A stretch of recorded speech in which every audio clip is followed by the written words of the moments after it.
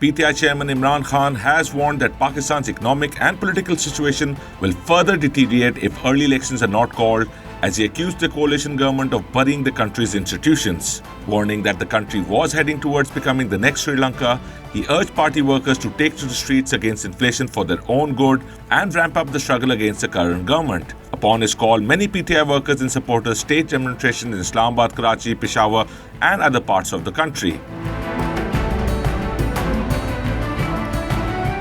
Responding to PTI chairman Imran Khan's call for protests, Information Minister Maryam Aurangzeb said that the people of Pakistan had rejected what she called the negative politics of Imran Khan, and his call for agitation had failed miserably. Taking a jibe at Khan, she said that those who ran away on the night of May 25th now wanted to spread chaos and anarchy in the country over inflation caused by their own inefficient regime, as the PTI's narrative of foreign conspiracy had been buried.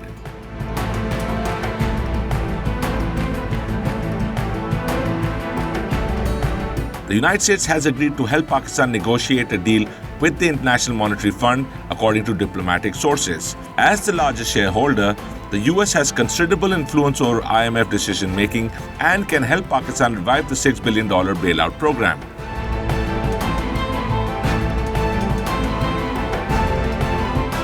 Former Pakistani Army Chief Pervez Musharraf is likely to stay in Dubai, his family hinting that the required medical facilities and a key drug were unavailable in Pakistan. Musharraf has been hospitalized for the last 3 weeks due to health-related complications.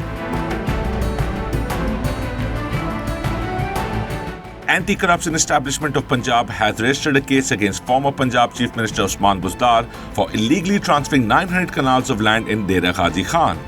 PMLN leaders claim that the former Prime Minister Imran Khan played the role of a facilitator in Buzdar's corruption, while the ex-Chief Minister's frontmen remained involved in plundering the country's resources.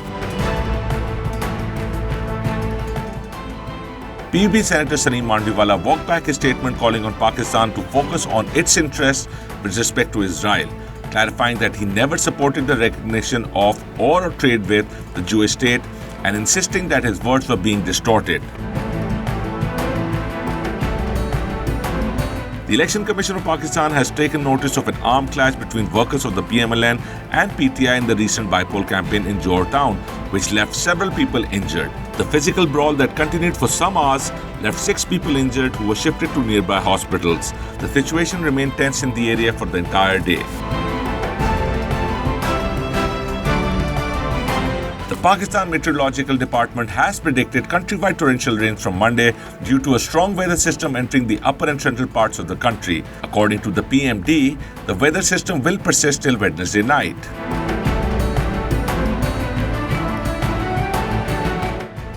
The government has notified new timings for the closure of businesses in the Twin Cities to deal with the power crisis. Due to the hot weather, demand for electricity in the Capital Territory has increased manyfold, resulting in frequent power outages.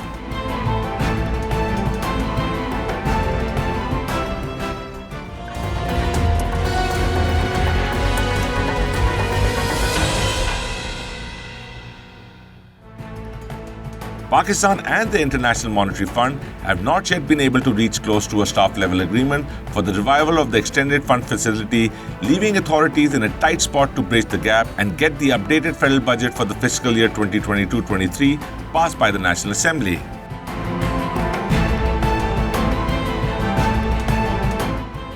United States President Joe Biden's administration is reviewing the removal of some tariffs on China and a possible pause on federal gas tax as the United States struggle to tackle soaring gasoline prices and inflation. U.S. Treasury Secretary Janet Yellen says that some tariffs on China inherited from the administration of former President Donald Trump served no strategic purpose, and added that Biden was considering removing them as a way to bring down inflation.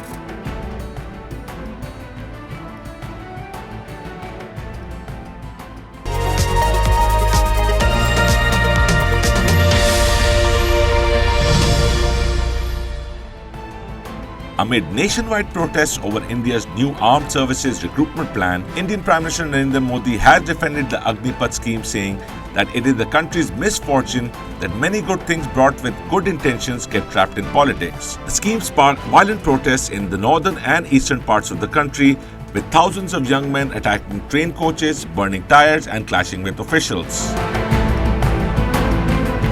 French President Emmanuel Macron lost control of the National Assembly in the recent legislative elections on Sunday, a major setback that could throw the country into political paralysis unless he is able to negotiate alliances with other parties.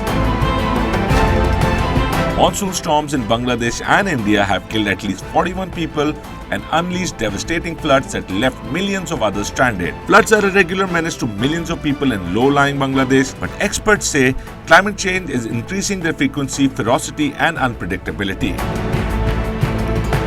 NATO Secretary General says that the West must continue supporting Ukraine in a war lasting for years. The NATO chief added that the cost of war were high, but the price of letting Moscow achieve its military goals was even greater.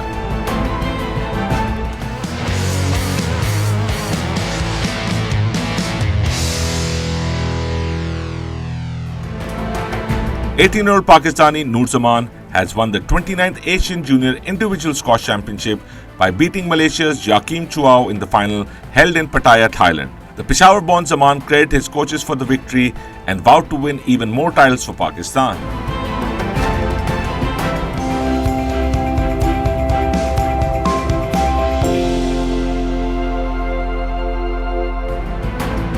Brace yourselves for another coronavirus wave as the positivity rate has risen by 1.53% with 171 new cases reported in the last 24 hours.